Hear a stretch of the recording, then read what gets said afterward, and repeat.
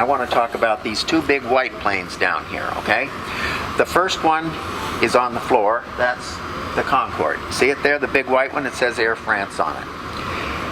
The Concorde is the only successful airplane that ever carried commercial passengers above the speed of sound.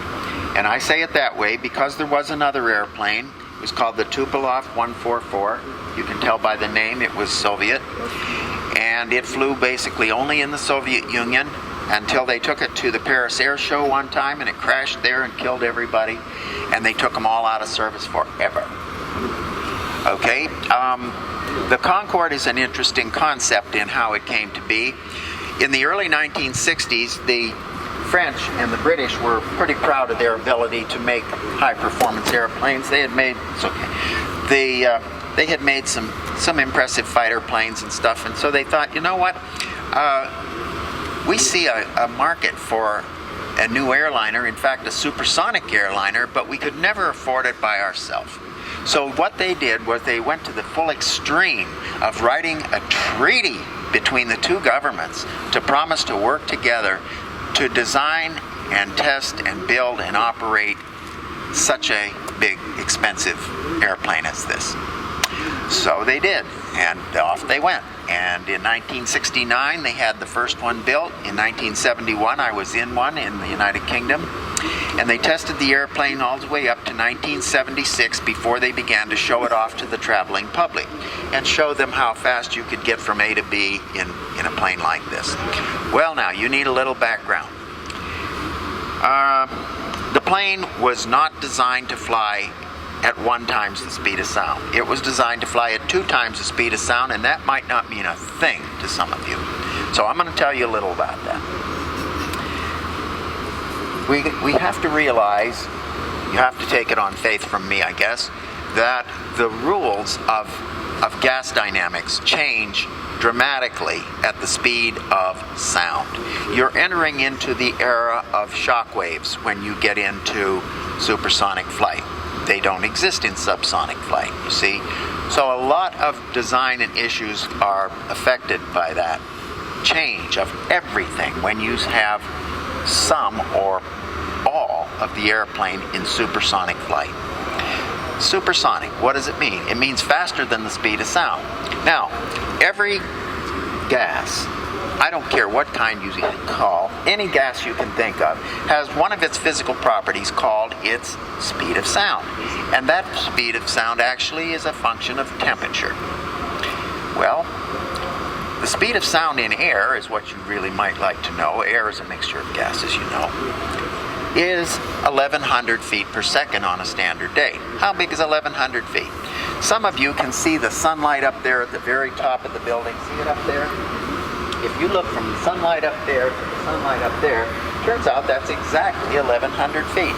So if one of you went up to that door with a hammer and hit the door, and it was quiet in here, your friend down here at this door would hear that sound in 1.00 seconds. That's the speed of sound.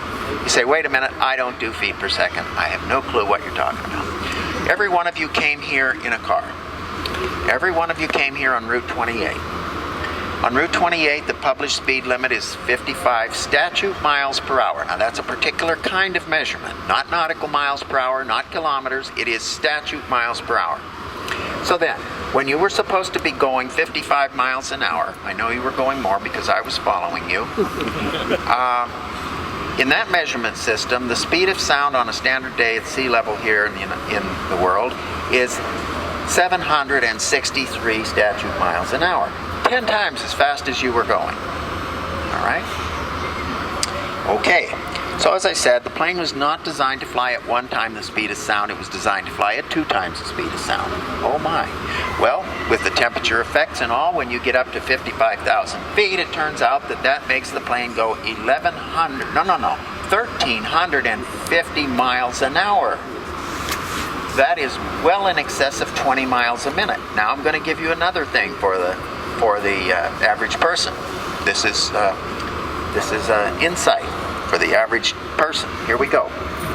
Since we began to fly jet airplanes with people in them, no airplane, including right this minute, no airplane, even yours, goes more than 8.5 miles a minute. at cruise. You agree, of course. All right? 8.5 miles a minute. The Concorde goes 20 miles a minute. Now, I like to appeal to your sense of humor by telling you this story. If you were over in London and needed to come to this airport, and you'd have two choices. You could either go in a subsonic airplane like the Boeing 777 or the latest Airbus, or you could go on the Concorde. One of them would take you 7 hours and 40 minutes, and one would take you 3 hours and 40 minutes. Which one would you like to be on? If you've ever been in a big wide-body airplane that had seats in the back in economy like 3, 5, and 3, and you were in the middle seat in 5 across, let me tell you something. You would know the difference between 7 hours and 40 minutes and 3 hours and 40 minutes. Do you get it? You do. Sure. Okay, well, the plane had a really strange history.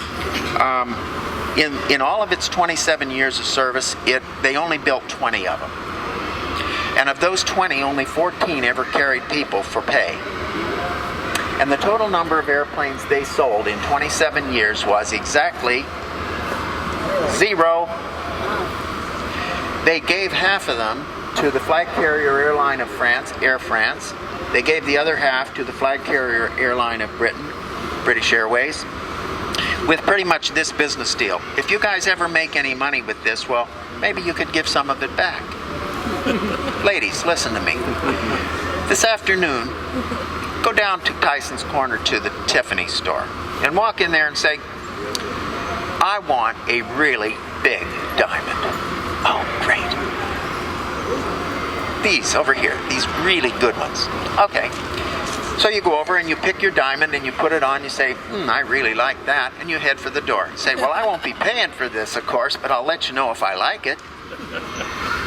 That's about the way these planes were. No money, see? Well, the plane had a very, very safe flying career until the year 2000, when one of them crashed on takeoff at Charles de Gaulle Airport in Paris, killed everybody from the plane, a load of German tourists, and a whole bunch of people on the ground. They took them all out of service and began to do a complete engineering reevaluation of the airplane. When it came back up for service 3 years later, in 2003, the market was completely gone. 9/11 had happened, the price of fuel had skyrocketed, and nobody was willing to pay that kind of money anymore to go fast. Now here it is, 12 years after 2003. See, I can add while I talk. Can you imagine? There's not one company in the world working on a supersonic transport now for a full-scale one, like, a big one like this. Now, there's apparently one little consortium between Airbus and some small company, that are toying with the idea of making a supersonic business jet, but that's way different in size than something like this, and way different in cost. Okay. So anyway, that's the end of the story for the Concorde. Questions? Anybody? Go. A couple of weeks ago, in one of my business magazines or programs, I heard where they're thinking of reintroducing this particular plane. Wow. Well, they've been out of service for an awfully long time, and bringing airplanes back into service is risky business. I didn't hear that, and it'll be fun to watch and see what they do about it. Okay. So then, we're going to talk about one other of the white planes down there now. Thank you, sir. The one hanging from the ceiling. And we're going to start with a question, like I often do. How many of you have ever heard of Steve Fossett? Steve Fossett. Tell me. You don't know Steve Fossett? Okay, all right. Steve Fossett was a very interesting man who made a lot of money in the financial industry in Chicago, actually in the futures market in Chicago, and he was fantastically successful. He started some of his own companies after a while in the financial industry and was just doing well.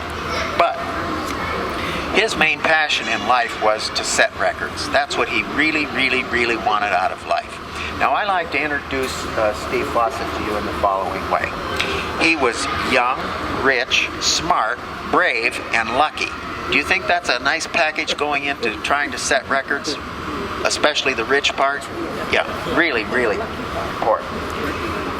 So anyway, he really attacked an awful lot of opportunities to set records in his life, and they are so diverse, you cannot believe it.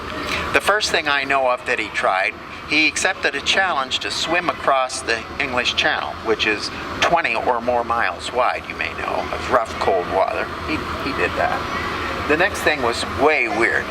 He went up to Alaska and participated as a contestant in the Iditarod dog race. Then he began to set records in sailboats all over the world. I'm a big boat sailor, so I really, I'm impressed and aware of what he did there. Lots of records in sailboats all over the world. Then he began to do records in airplanes, then hot air balloons, then gliders. The guy won't stop. He just won't stop. In his life, he set somewhere between 110 and about 116 records, some of them even international world records. So, our story starts this way. When you're rich and ambitious and forward-thinking like that, you have the means and the mentality to decide to commission a guy to design you a purpose-built aircraft for the record you're about to attempt. In this case, he commissioned Burt Rutan out at a company called Scale Composites in Mojave, California, to design him a purpose-built plane for absolute maximum range. And it was to be built out of high-technology, state-of-the-art materials, carbon fiber almost exclusively, very light, very strong, and very, very unusual. So he came up with this plane, and on the date of February 2005, it was delivered to Steve Fossett at Salina, Kansas, at the big base that was a Strategic Air Command bomber base before that, big base. And he filled those two big booms that say Virgin Atlantic on them, filled them up with jet fuel, and took off by himself and flew all the way around the world without stopping and without air refueling, world record, 67 hours. Landed back at Salina, Kansas. You know, when you do something that big, you put an awful lot of planning into it, and you learn a few lessons. And a lot of people who set records come back from that attempt and say, I actually think I know a way to do this better. So exactly 1 year later, he took the plane down to Cape Canaveral to the Space Shuttle runway, 15,000 feet long, 300 feet wide, and filled it up with jet fuel, and off he went again. And like the last time, he flew all the way around the world without stopping and without air refueling. Think about those words. They're awesome. Without stopping and without refueling, all the way around the world again. Single engine, one guy. But this time, when he got back over his launch airport on the east side of Florida, think about this now, east side of Florida going eastbound, he was still at 50,000 feet and he still had some fuel left. Now, where are you going? Far. That's the answer. Far. You know what he did? After flying completely around the world without stopping and without refueling, he flew all the way across the Atlantic Ocean for the second time on the same flight and landed near London, Bournemouth. Do you know where it is? Not many Brits know where it is, actually, I found out. It's southwest of London, way out there in the end. Kind of. Yeah. Is that the plane that you had to lay down to fly? No. Right over? No. No, he had one little chair in there. He sat there like this. The canopy is so small that it's just high enough. It's just enough above the, what you call the loft line of the nose, that you can just see his eyes above it. You know, the cowl comes up by his eyes, honestly, like this. A little tiny glass enclosure about the size of a sports mask of some kind. You know, you see sportsmen that wear masks sometimes. About that big. It's so darn little. Anyway, you can't see it from here, but there is a little jet engine on the top of the center body there. So here he is, 76 3/4 hours after takeoff, he lands here in England, okay? World record. So he comes back home, and almost immediately he realizes there's still one kind of record which he could set with that odd plane and hadn't tried yet. By definition, the closed course record is something you have to take off and land at exactly the same spot and fly really far. So he took off 1 month after the big flight. He took off and flew from Salina, Kansas, down to the equator. Who knows how far around the world it is at the equator? 25,000? There's measurement differences, of course. It could be statute miles, nautical miles, kilometers, whatever. Let's give it to you in statute miles like you just gave me. Pretty nearly right. 25,300 statute miles. It wasn't far enough.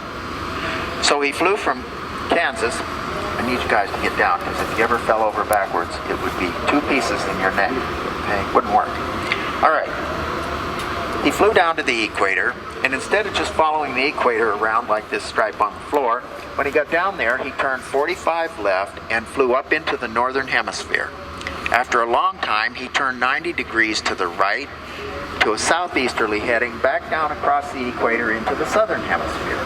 Then northeast, then southeast, then northeast. You get it? Great big sawtooth pattern. When he had the combination of just enough fuel to get home and just enough miles to win the record, he took off from the equator and went back to Salina, Kansas. World record, 74 hours. A lot of flying, huh? He then discovered that there were no more records that he could achieve with that plane, and he didn't want it anymore because, what are you going to do with an oddball airplane like that? So he jumped in and flew it over here, parked it outside that door, gave us the keys, and he took off for South America. Everybody laughs when I say that. I have no idea why. Okay, stop. Covering World War II aircraft will begin in approximately 10 minutes, starting from the tour desk, adjacent to the rear of the SR-71 Blackbird. Okay, so when he got down to South America, he did some really strange things. He borrowed a glider. He borrowed 2 spacesuits. I said spacesuits from NASA. And he teamed up with an astronaut, not an astronaut, a test pilot from NASA. Okay?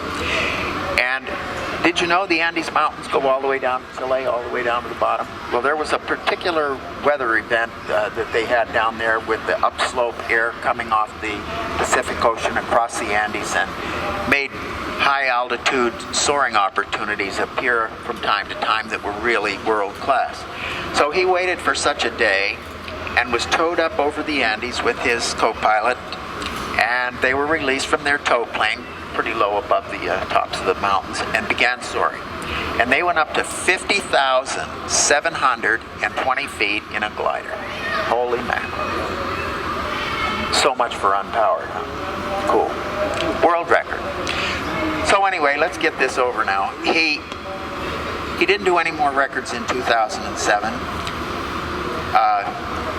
2006 or 7, and in September of 2007 he took off in a light plane from a ranch in southwestern Nevada. It was owned by Baron Hilton of the Hilton Hotels. Took off by himself in a little airplane and was never heard of again. There was a very long, expensive search for him, and nothing was found. A year after the search was called off, a hiker, a businessman from Mammoth Lakes, California, was hiking in the high Sierras west of the peaks of Mammoth Mountain. If you've ever been there, I've skied there. And he found cash, credit cards, body parts, airplane parts, clothing, stuff, all assignable to Steve Fossett. In fact, about a half a mile from the crash stuff, they found some bones of, DNA says, from him. Okay? So there's the end of the life of a guy who was around 60 years old, 110 plus records, absolutely amazing stuff. Questions about him? Okay, we're going to go back up to the very start point now. We're going to talk about 2 more things, the SR-71 and the Space Shuttle, and then you get to go eat.